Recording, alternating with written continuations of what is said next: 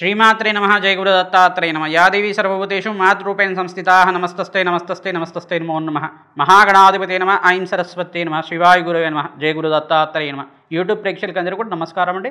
ప్రధానంగా ఈ యొక్క షష్టగ్రహ కూటమి పంచగ్రహ కూటమి యొక్క ప్రభావం అంతా కూడా వివిధ రాశుల వాళ్ళకి మేషాది ద్వాదశ రాశి వాళ్ళకి ఎటువంటి ఫలితాలు వస్తున్నాయో తెలుసుకుందాం.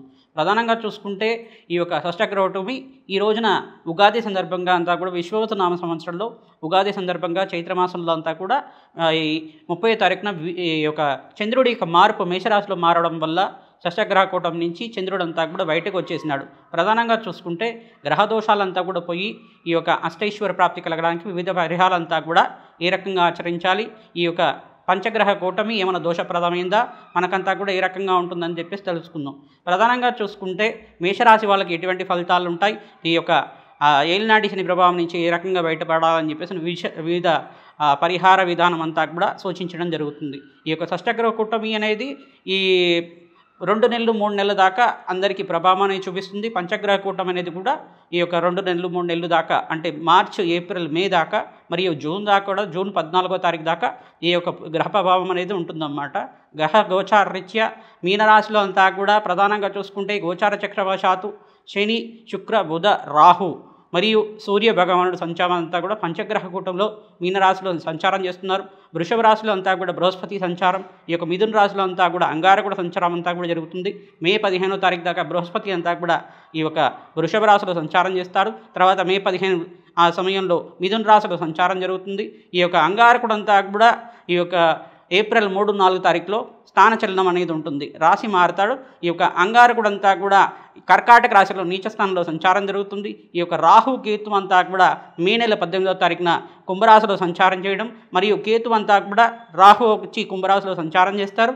మే 15వ తారీఖున కేతు అంతా కూడా మే 15వ తారీఖున 18వ తారీఖున ప్రధానంగా చూసుకుంటే ఈ యొక్క కేతు అంతా కూడా ఈ యొక్క సింహరాశిలో సంచారం చేయడం, అపసవ్య దిశలో అంతా కూడా వీళ్ళు సంచారం చేయడం అనేది ఉంటుందన్నమాట. ప్రధానంగా గ్రహ గోచార ప్రకారంగా గోచార చక్రవశాత్తు వివిధ రాశుల వాళ్ళకి మాసాది ఫలితాలు చైత్రమాస ఫలితాలతో పాటుగా పంచగ్రహ కూటమి దాని ఫలితాలంతా కూడా నీచస్థాన అంగారక దోషమంతా కూడా వివిధ రాశుల వాళ్ళకి ఎటువంటి ప్రభావం చూపుతుంది, దాని పరిహారం అంతా కూడా ఏ రకంగా చేసుకుంటే అష్టైశ్వర ప్రాప్తి కలుగుతుందో తెలుసుకుందాం. ప్రధానంగా చైత్రమాసంలో మేషరాశి వాళ్ళకి ఎటువంటి ఫలితాలు ఉంటాయో తెలుసుకుందాం. కర్కాటక రాశి ఫలితాలంతా కూడా చైత్రమాసంలో ఏ రకంగా ఉంటాయో తెలుసుకుందాం. ప్రధానంగా చూసుకుంటే కర్కాటక రాశి వాళ్ళకి అంగారకుడు అంతా కూడా 3, 4 తారీఖులో చైత్రమాసంలో అంతా కూడా ఏప్రిల్ మాసంలో 3, 4 తారీఖులో ఈ యొక్క జన్మస్థ అంగారక దోషం అనేది ఉంటుంది. నీచస్థానంలో సంచారం చేయడం వల్ల కోపావేశాలు ఉంటాయి, క్రోధము ఆవేశము ప్రతి విషయానికి కూడా మాట పట్టింపులు అనేది ఉంటాయి. ఇంట్లో అంతా కూడా చికాకుగా ఉంటుంది, తద్వారా ప్రతి విషయంలో అంతర్గత కూడా గొడవలు అనేది ఉంటాయి. తద్వారా మీరు ప్రతినిత్యం కూడా సుబ్రహ్మణ్య స్వామి ఆరాధన చేసుకోవడం వల్ల అప్పుల బాధల నుంచి బయటపడతారు, ఈ కోపావేశాల నుంచి బయటపడతారు. ఈ ఇంట్లో అంతా కూడా ప్రతి విషయంలో కూడా మాట పట్టింపులు ఉండడం, దీని నుంచి బయటపడడానికి నిత్యమంతా కూడా సుబ్రహ్మణ్య స్వామి ఆరాధనలో ఈ యొక్క దానిమ్మ పళ్ళ రసంతో అభిషేకం చేసుకోవడం వల్ల దానిమ్మ గింజలంతా కూడా తేనెలో కలిపేసి ఆ తేనె దానిమ్మ గింజలంతా కూడా అభిషేకం చేయించి ఆ ప్రసాదం అంతా కూడా ఇంట్లో వాళ్ళు ఆ గుళ్ళో ఉండే ప్రసాదం అంతా కూడా గుళ్ళో వాళ్ళకంతా కూడా గుళ్ళో ఉండే భక్తులకంతా కూడా వితరణ చేయడం వల్ల ఓం శరవణ భవాయ నమః నామాన్ని జపం చేసుకోవడం వల్ల స్కందోత్పత్తి అనే చరిత్ర ఉంటుంది, సుబ్రహ్మణ్య స్వామి వారి చరిత్ర. ఈ యొక్క సుబ్రహ్మణ్య స్వామి వారు ఏ రకంగా జనించారు జన్మరహస్యం అంతా కూడా ఉంటుంది.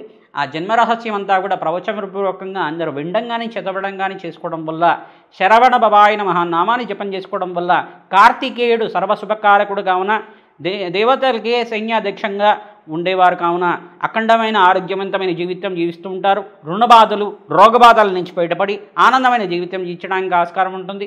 అంగారకుడు ప్రీతికరంగా ఈ యొక్క కందులు దానం చేసుకోవడం కానీ కందిపప్పు కానీ దానం చేసుకోవడం శ్రేయస్కరంగా ఉంటుంది. రాజయోగం కలిసి రావాలంటే వస్త్రదానం చేయాలి. మామిడి పళ్ళు ఎవరైతే దానం చేసుకుంటారో ఆనందమైన జీవితం జీవిస్తుంటారు. మీరంతా కూడా ఏప్రిల్ మాసంలో చైత్రమాసంలో ప్రధానంగా సీతారాముల కళ్యాణం ఎవరైతే ఆచరించుకుంటారో మీకు శీఘ్ర కళ్యాణ యోగం కలుస్తుంది. ఎవరైతే వివాహాది శుభకార్యాల కోసం ప్రయత్నం చేసుకుంటారో ప్రతినిత్యం కూడా ఈ సీతారాముల కళ్యాణం అంతా కూడా ఈ మాసంలో చేసుకోవడం వల్ల మీ గోత్రనామాలతోటి అన్నదానం చేయించడం వల్ల సీతారాముల కళ్యాణంలో అంతా కూడా ప్రసాద వితరణ చేయడం వల్ల ఈ యొక్క మీకు జన్మజాతకంలో ఉండే గురుదోషం కానీ అంగారక దోషం కానీ ఏలినాటి శని ప్రభావం కానీ పోయి రాహుగే దోషం కానీ ఉండడం వల్ల మీకు కళ్యాణం ఆలస్యంగా అవుతూ ఉంటుంది. తద్వారా కళ్యాణం ఆలస్యంగా ఉండేవాళ్ళు జన్మజాతకంలో జాతకానికి ఉన్న దోషాలు పరిహారాలంతా కూడా చేసుకుంటూనే ఈ యొక్క సీతారాముల కళ్యాణం అంతా కూడా శ్రీరామనవమి ఏప్రిల్ మాసంలో 6వ తారీఖున వస్తుంది కావున మీరు నిత్యమంతా కూడా మీ దేవాలయ ప్రాంగణంలో కానీ మీ అపార్ట్మెంట్ ప్రాంగణంలో కానీ నిర్వహించే సీతారామ కళ్యాణంలో పాల్గొనండి. తద్వారా శ్రీరాముడి కరుణా కటాక్షం అంతా కూడా లభిస్తుంది. శ్రీరామ జయ రామ జయ జయ రామ రామ ఆయన నామాన్ని జపం చేసుకోవడం వల్ల నిత్యమంతా కూడా శ్రీరామ కటాక్షం లభిస్తూ ఉంటుంది. శ్రీరామ జపాన్ని అంతా కూడా ఎవరైతే జపం చేస్తూ ఉంటారో ప్రత్యక్షం కూడా మారుతి రక్షగా ఉంటారు, హనుమంతుడంతా కూడా రక్షగా ఉంటాడు కావున శ్రీరామ రక్ష అంతా కూడా లభిస్తూ ఉంటుంది. ఎక్కడైతే కనుక శ్రీరామ నామాన్ని జపం చేసుకుంటూ ఉంటారో ఈ యొక్క హనుమంతుడంతా కూడా వాళ్ళ పక్కనే నుండి ఆయన కూడా రామ జపం చేస్తూ ఉంటాడట. అటువంటి దివ్యమైన భక్తుడు రామదూత అయిన హనుమంతుడంతా కూడా అటువంటి భక్తులకంతా కూడా కాపాడే దేవుడు కావున శ్రీరామచంద్రుడి యొక్క నామస్మరణ మాత్రం చేతినే మనకి ముక్తి లభిస్తూ ఉంటుంది. ఎవరైతే కనుక శ్రీరామ కవచాన్ని వింటూ ఉంటారో శ్రీరామ చరిత్రనంతా కూడా వినడం కానీ చదవడం కానీ చేయడం వల్ల ప్రమోచపూర్వకంగా అంతా కూడా వినడం వల్ల ధార్మికమైన జీవితం జీవిస్తారు. అఖండమైన అష్టైశ్వర ప్రాప్తి కలుగుతుంది. నిత్యమంతా కూడా శివారాధన చేసుకోవడం వల్ల కర్కాటక రాశి వాళ్ళకి పాలతో అభిషేకం చేయడం వల్ల అన్నాభిషేకం చేసుకోవడం వల్ల జన్మస్థ అంగారక దోషము మరియు రాహు అంతా కూడా ఈ యొక్క మీనరాశిలో సంచారం చేయడం మరియు మే 18వ తారీఖు తర్వాత మార్పు అనేది ఉంటుంది కావున రాహు దోషం నుంచి బయటపడడానికి మినుములు దానం చేసుకోవడం శ్రేయస్కరంగా ఉంటుంది. శని దోషకారిగా ఉన్నాడు గాను శనికి ప్రీతికరంగా తైలాభిషేకం చేసుకోవడం, నల్ల నువ్వులు దానం చేయడం, నల్లటి వస్త్రాన్ని దానం చేయడం. ఈ నెలలో అంతా కూడా ఎండాకాలం కావున ఈ యొక్క బ్రాహ్మణోత్తములకి మీరు సంకల్పపూర్వకంగా చిత్రగుప్తుడు యమదేవుడికి ప్రీతికరంగా శనీశ్వరుడు ప్రీతికరంగా సర్వగ్రహదోష నివారణార్థం అని చెప్పేసి సంకల్పం చేసుకొని కూష్మాండ దానాన్ని చేసుకోవడం వల్ల గొడుగు, విసనకర్ర మరియు చెప్పులు దానం చేసుకోవడం వల్ల అఖండమైన అష్టైశ్వర ప్రాప్తి కలుగుతుంది. జన్మస్థ దారిద్ర దుఃఖాలంతా కూడా తీరి అఖండమైన రాజయోగం కలిసి వస్తుంది. గురువు అంతా కూడా వ్యయ రాశులు అంతా కూడా సంచారం చేయడం వల్ల శ్రమతో కూడిన సంపాదన, ఖర్చులు విపరీతంగా పెరుగుతుంటాయి, అప్పుల బాధలు కూడా ఉంటాయి. దాని నుంచి బయటపడడానికి నిత్యమంతా కూడా దేవతార్చన చేసుకోండి. దాని నుంచి ఆనందమైన జీవితం జీవించడానికి ఆస్కారం ఉంటుంది. సుబ్రహ్మణ్య స్వామి వారి దేవాలయంలో నిత్యమంతా కూడా శక్తి కొలది మీరంతా కూడా ప్రదక్షిణాలు ఆచరించడం వల్ల 54 ప్రదక్షిణాలు కానీ 108 ప్రదక్షిణాలు కానీ ప్రతిరోజు ఆచరించడం వల్ల 41 రోజుల్లో మీరంతా కూడా అప్పుల బాధల నుంచి బయటపడడానికి ఆస్కారం ఉంటుంది. శ్రీరామ రామ రామేతి రమే రామే మనోరమే సహస్రనామ తత్తుల్యం రామనామ రామే. శ్రీరామ జయ రామ జయ జయ రామ రామాయ నమః.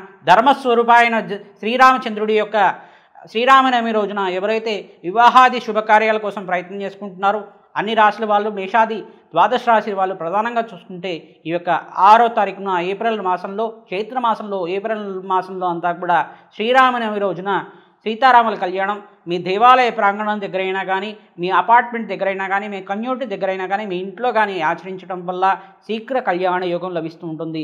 అన్నదాన కార్యక్రమంలో అన్నదానం మీ చేతితో వడ్డించడం వల్ల కూడా రాజ్యయోగం కలిసి వస్తుంది.